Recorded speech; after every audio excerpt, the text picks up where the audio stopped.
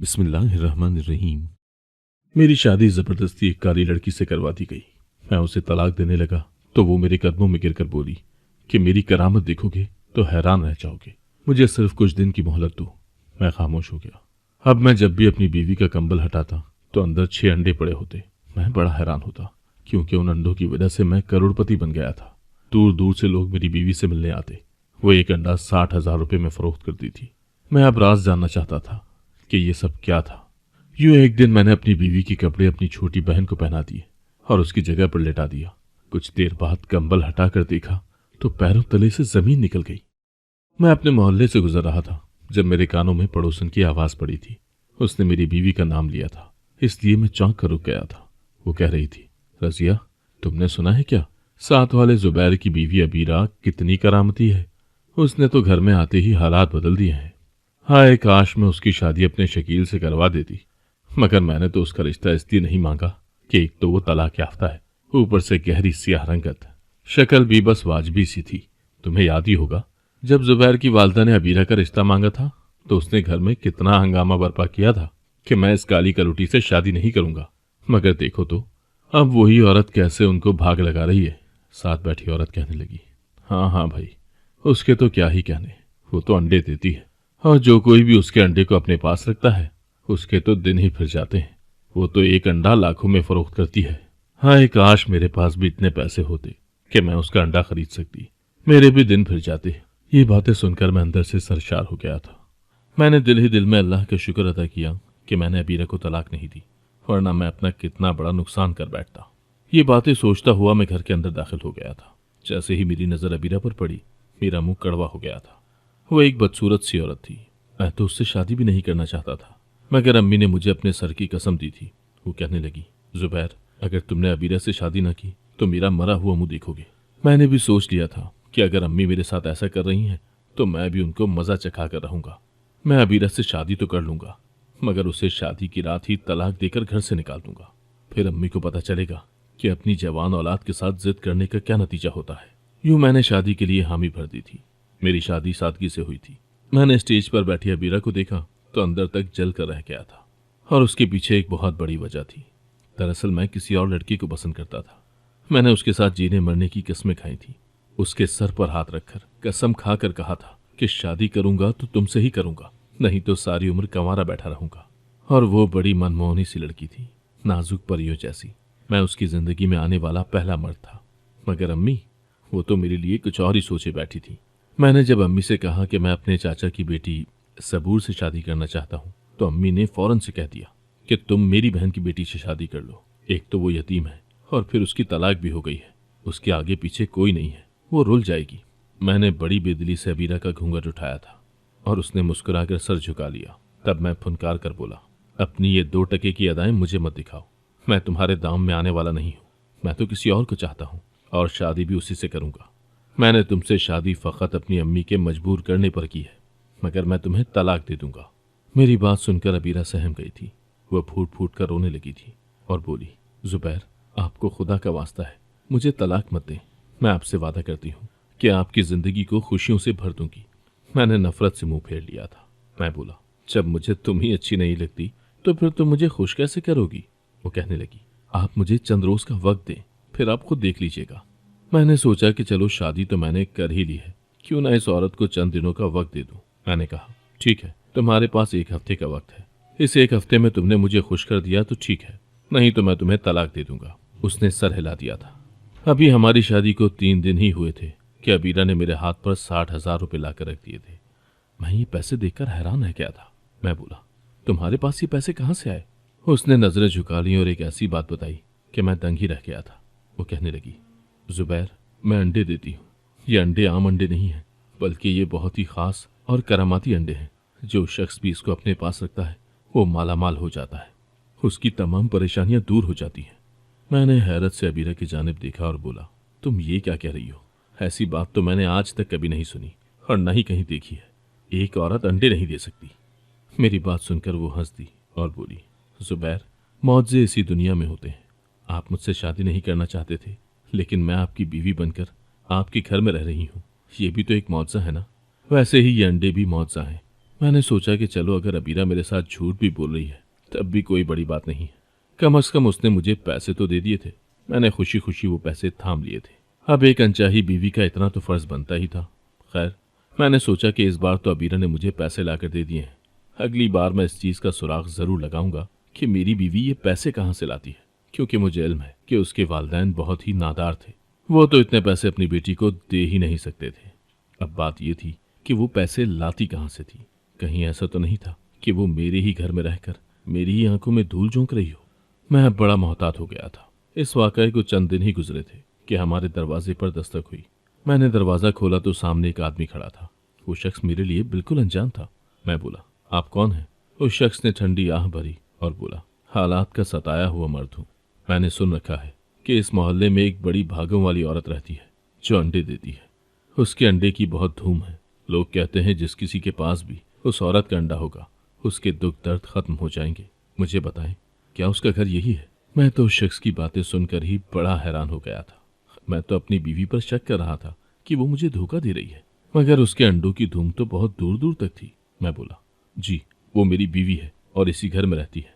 आप रुके, मैं उससे पूछ कर आता हूँ कि वो अपना अंडा आपको फरोख्त करेगी या नहीं। मेरी बात सुनकर वो आदमी बड़ी लजाजत से बोला, भाई साहब, मैं वो अंडा हासिल करने के लिए डबल कीमत अदा करने पर भी तैयार हूँ। आप खुदारा मेरे लिए उनसे सिफारिश कीजिएगा। मैंने सर हिला दिया और घर के अंदर दाखिल हो गया। मैं अपनी बीवी के कमरे में गया तो मेरी बीवी कंबल में दुबक कर बैठी थी। मैं बोला, दरवाजे पर एक आदमी आया है, वो तुम्हारा अंडा खरीदना चाहता है। वो कह रहा था कि उसे हर हाल में एक अंडा चाहिए, इसके लिए वो दुगनी कीमत अदा करने पर भी तैयार है। मेरी बीवी के चेहरे पर मुस्कुराहट फैल गई थी। वो कहने लगी, यूं तो मैं अपना एक अंडा 60,000 में फरोख्त करती हूँ। अगर ये शख्स बहुत अमीर है तो मैं उससे 1,00,000 लूंगी। जुबैर, उस शख्स को घर के अंदर ले आए। मैं बोला, तुम अंडे कहाँ से लाओगी?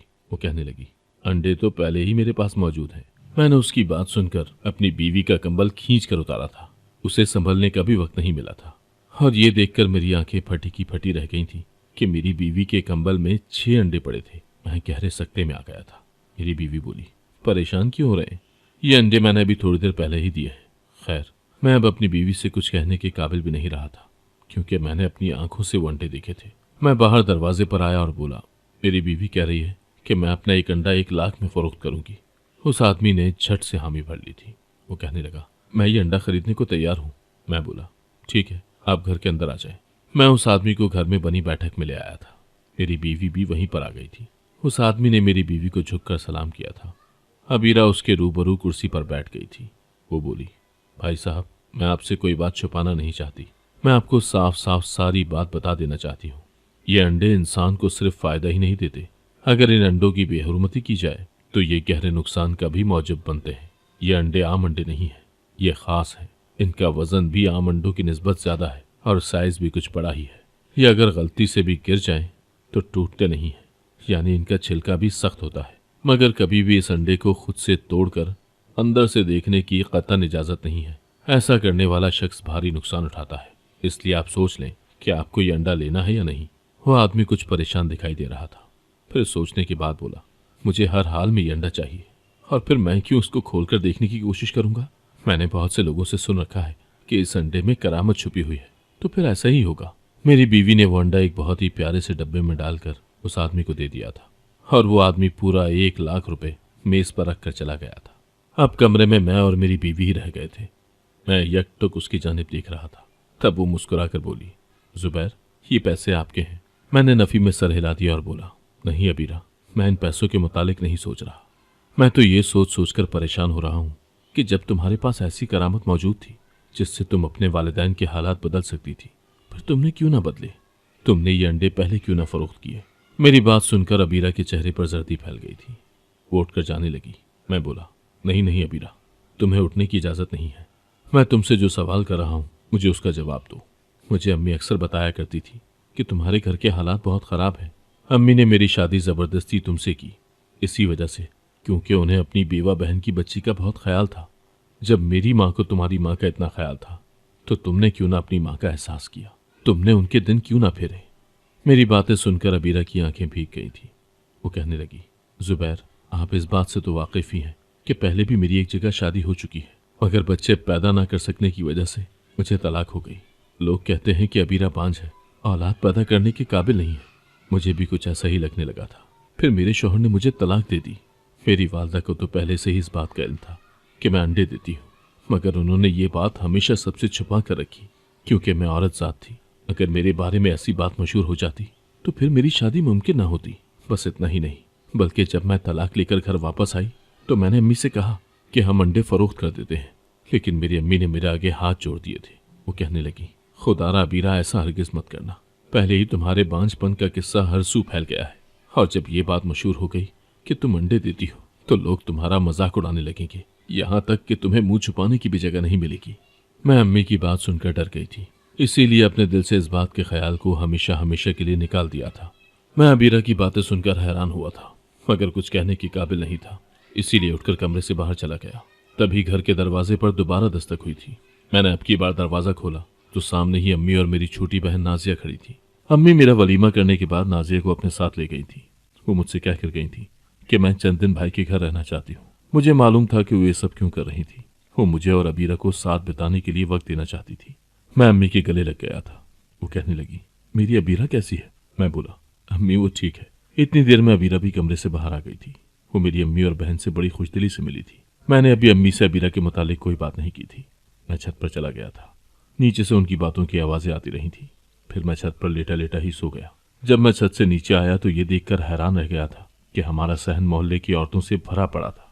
सब औरतें मेरी अम्मी के पास बैठी हुई थी। मैं चौंक कर रुक गया। तब एक औरत की आवाज़ मेरे कान में पड़ी। वो कह रही थी, बाजी, कितने सालों की तो हमारी मोहल्लेदारी है, अपनी बहू से कहें कि इसी मोहल्लेदारी की लाज रख ले। ये अपना करामाती अंडा बहुत महंगे दामों फरोख्त करती है। इससे कहिए ना कि ये हमसे रियायत करे। पिछले 3 सालों से मेरा बेटा कनाडा के वीज़ा के लिए अप्लाई कर रहा है, मगर अब तक नाकाम रहा है। मुझे यकीन है कि अगर आपकी बहू का अंडा मुझे मिल गया तो मेरा बेटा कामयाब हो जाएगा। अम्मी आंखों में हैरत समोकर कभी उस औरत को देखती तो कभी अबीरा को देखती। तब अबीरा कहने लगी, अम्मी आप कमरे में आए, मैं आपसे कुछ बात करना चाहती हूँ। अम्मी जल्दी से उठकर अबीरा के साथ कमरे में आ गई थी। मैं भी उनके पीछे ही आ गया था। अम्मी कहने लगी, अबीरा ये सब क्या हो रहा है? मुझे तो इन औरतों की किसी बात की कुछ समझ नहीं आ रही। कौन सा अंडा और कहाँ से आया? अबीरा बोली, अम्मी मैं अंडे देती हूँ। अम्मी हक्का बक्का रह गई थी। वो कहने लगी, हाय मैं मर गई, तुम ये क्या कह रही हो? अबीरा ने अपने अंडे अम्मी को दिखा दिए थे। वो कहने लगी, अम्मी मेरा अंडा जिस इंसान के पास भी होता है उसके भाग जाग जाते हैं, इसीलिए ये औरतें मेरा अंडा खरीदने के लिए इतनी बेचैन है। आप उस आंटी से कह दें कि मेरी बहू 60,000 रुपये से कम कीमत पर अपना अंडा फरोख्त नहीं करेगी। अगर वो चाहती है कि उनकी बेटी का वीज़ा लग जाए तो वो कहीं से पैसे मांग कर ले आए। अम्मी ने सर हिला दिया। फिर सहन में जाकर ऐलानिया कह दिया कि मेरी बहू कहती है कि अंडे की फिक्स कीमत है, वो हर किसी के लिए एक ही है। जो 60,000 रुपये ले आएगा वो अंडा ले जाएगा। औरतें एक दूसरे के साथ खुसर फुसर करती उठ गई थी। उनके जाने के बाद मेरी बहन जल्दी से अबीरा के पास आई और कहने लगी, भाभी मुझे भी एक अंडा दे देना, मेरे भी नसीब खुल जाएंगे। अबीरा कहने लगी, 60,000 रुपये ले आओ, मैं अंडा तुम्हें भी दे दूंगी। वो नंद भाभी हंसने लगी थी तो मैं उठकर बाहर निकल गया। मैं जैसे ही बाहर जाता लोग मुझे रोक रोक कर मुबारकबाद देते और कहते कि वाह तुम्हारे नसीब तो जाग गए हैं, तुम्हें तो बहुत अच्छी बीवी मिली है, काश हमारी बीवी ऐसी होती। मैं मुस्कुराकर आगे बढ़ जाता। बात यह है कि मैं शुरू से ही अपने वालिदैन का बड़ा लाडला था। काम काज का भी इतना शौकीन नहीं था, इसीलिए मैंने कोई काम किया भी नहीं था। अब्बू अपने तरके में एक दुकान छोड़ गए थे, उसका किराया इतना आता था कि हमारा गुजर बसर हो जाया करता था। अम्मी ने भी कभी मुझे काम करने को नहीं कहा था। मेरे दिल में हजारों किस्म की ख्वाहिशें थीं, मगर क्या करता, काम करने को जी ही नहीं करता था। इसीलिए सब्र शुक्र से काम लिया करता था। बस मैं होता और मेरा मोबाइल, जिस पर सबूर के साथ बातें किया करता था। अब अबीरा के आने से दौलत की रेल पेल हो चुकी थी, मगर अब भी मेरे दिल में वसवसा था, एक अंडे से किसी के नसीब भला कैसे खुल सकते थे। खैर मैं इतने में ही खुश था कि चलो हमारे हालात तो बदल गए हैं, मगर मेरे दिल में अभी तक सबूर थी। मैं चाहता था किसी न किसी तरह सबूर मेरी जिंदगी में आ जाए। मैं उसे भुलाए नहीं भुला पा रहा था। यूं ही चंद दिन गुजर गए थे। एक दिन मोहल्ले में निकला तो काशिफ मुझे देखते ही मेरी तरफ भागा चला आया था। उसने मेरे हाथ चूम लिए थे। उसके पास मिठाई का डब्बा भी था। मैं बोला, क्या बात है यार, खैर तो है? वो हंस दिया और बोला, खैर ही खैर है, ये सब भाभी की करामत से हुआ है। भाई आपको तो पता ही है कि मेरा वीज़ा फंसा हुआ था। परसों अम्मी अपने मैके गई थी और मामू से 60,000 रुपये उधार लेकर आई थी। इससे उन्होंने भाभी का अंडा खरीद लिया। वो हमारे घर आया तो समझो करामतें शुरू हो गई। आज सुबह ही एम्बेसी की तरफ से फोन आया है कि मेरा वीजा लग गया है। काशिफ की बात सुनकर अब तो मुझे भी अपनी बीवी के करामती अंडों पर यकीन आ गया था। काशिफ का वीजा लगना हमारे लिए बहुत अच्छा साबित हुआ था। अब तो लोग दूर दूर से हमारे घर अंडे लेने आते थे। मैं करोड़ों रुपए अब तक कमा चुका था। अब तो मैं भी खुश रहने लगा था। मगर मेरी ये खुशी ज्यादा दिन कायम नहीं रही थी। हुआ कुछ यूं कि एक दिन मुझे सबूर का फोन आ गया था। वो फूट फूट कर रो रही थी। उसकी आवाज सुनते ही मेरा दिल बेताब हो गया था। सबूर कहने लगी, जुबैर, तुमने तो मोहब्बत में किए हुए सारे वादे ही तोड़ दिए हैं। तुम तो बहुत बेवफा निकले। तुम तो अपनी बीवी के साथ चैन भरी जिंदगी गुजार रहे हो, जबकि मैं तुम्हारी याद में लम्हा लम्हा सुलगती हूँ। मैं तड़प ही तो गया था। मैं बोला, सबूर, मैं तुम्हें कहाँ भुला सकता हूँ। मैं तुम्हें हर लम्हा याद करता हूँ। मैं अपनी बीवी के साथ खुश भी नहीं हूँ। सबूर कहने लगी, अगर ऐसी ही बात है तो मुझसे शादी कर लो। मैं तुम्हारी दूसरी बीवी बनने को भी तैयार हूँ, मगर तुम्हारे बगैर मैं मर जाऊंगी। मैं बोला, सबूर, तुम मुझे थोड़ा सा वक्त दो। मैं किसी तरह से अबीरा से जान छुड़वा लूं, फिर तुम्हें अपनी दुल्हन बनाकर अपने घर ले आऊंगा। मेरी यकीन दहानी के बाद सबूर की आवाज में थोड़ा सा सुकून महसूस हुआ था, लेकिन अब मैं बेचैन हो गया था। मैं उस वक्त बहुत ही अजीब सी हालत से दो चार था। अगर मैं अबीरा को तलाक देता तो पैसों से हाथ धो बैठता, और मैं कुछ ऐसा करना चाहता था जिससे सांप भी मर जाता और लाठी भी न टूटती। यानी अबीरा मेरे घर से निकल जाती, मगर उसकी आमदनी मुझे मिलती रहती। और इसी सोच में बड़े दिन गुजर गए थे। आखिरकार मैं इस नतीजे पर पहुंचा कि क्यों ना मैं ऐसा करूं कि अबीरा की जगह नाजिया को बिठा दूं। हो सकता है नाजिया भी अंडे देने लगे, या कम से कम इतना तो जरूर हो जाएगा कि मुझे मेरी बीवी का राज मालूम हो जाएगा। क्योंकि अब भी मेरे दिल में शक मौजूद था। मैं आम लोगों की तरह उसकी बातों पर आंख बंद करके भरोसा नहीं कर सकता था।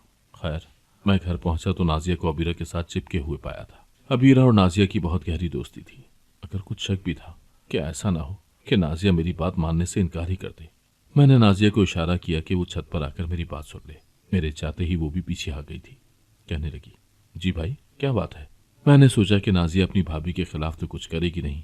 मैं ऐसा करता हूँ कि अबीरा के साथ कुछ झूठ बोल दूंगा। मैं बोला, नाजिया, तुम तो जानती हो कि तुम्हारी भाभी हर रोज 6 अंडे देती है। नाजिया ने सर हिला दिया। मैं फिर से बोला, नाजिया, तुम्हारी भाभी बहुत कमजोर हो गई है। वो कल जब मुझसे कह रही थी कि ऐसा लगता है कि मैं अंदर से खत्म हो रही हूँ, मैं तो उसकी बातें सुनकर बड़ा परेशान हो गया और बोला कि मुझे बताओ कि मैं तुम्हारे लिए क्या कर सकता हूँ। वो कहने लगी कि आप किसी कंवारी लड़की को घर ले आएं ताकि वो चंद रोज मेरी जगह अंडों पर बैठ जाए। मैं अब कंवारी लड़की कहाँ से ढूंढूं, तुम मुझे बताओ। नाजिया झट से बोली, भाई, इसमें परेशान होने वाली कौन सी बात है। भाभी की जगह मैं बैठ जाया करूंगी अंडों पर।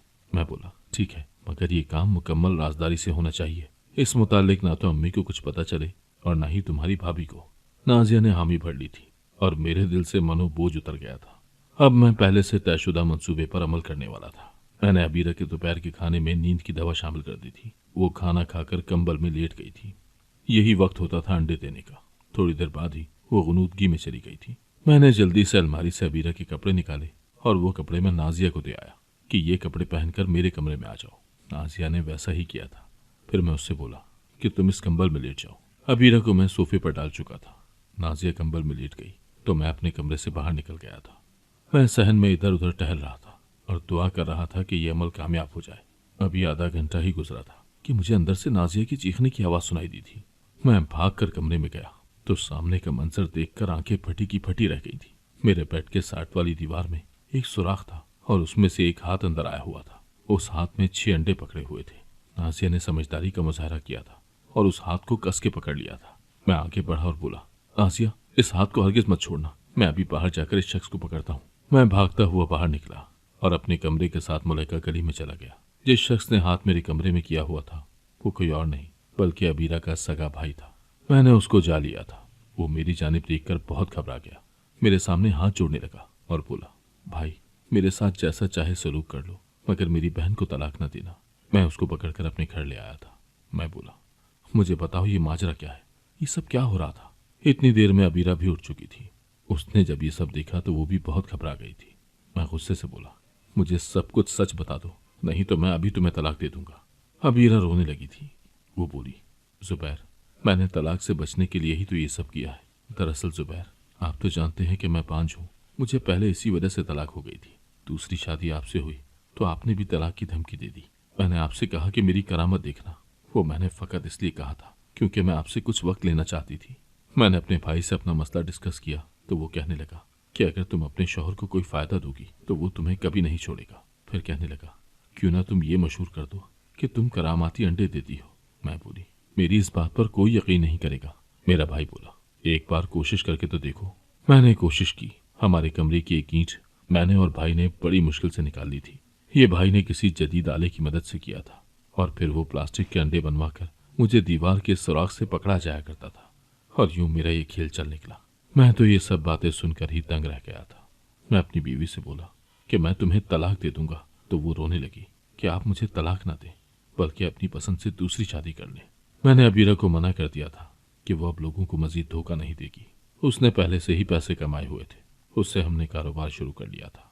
मैंने सबूर से शादी कर ली और अबीरा को अपने साथ रखा। अब मैं अपनी जिंदगी से मुतमईन था, मगर कुदरत को कुछ और ही मंजूर था। मेरी सबूर हामला हो गई थी, मगर वो हमारे पहले बच्चे को जन्म देते वक्त इंतकाल कर गई। मैं टूट कर रह गया था। ऐसे में अबीरा ने मुझे और मेरे बच्चे को संभाला था। क्या हुआ अगर अबीरा कम शक्ल थी, मगर वो एक बहुत अच्छी इंसान थी। उसने जिंदगी के हर मोड़ पर मेरा साथ दिया था, इसलिए उसको पाकर आज मैं बहुत खुश हूँ।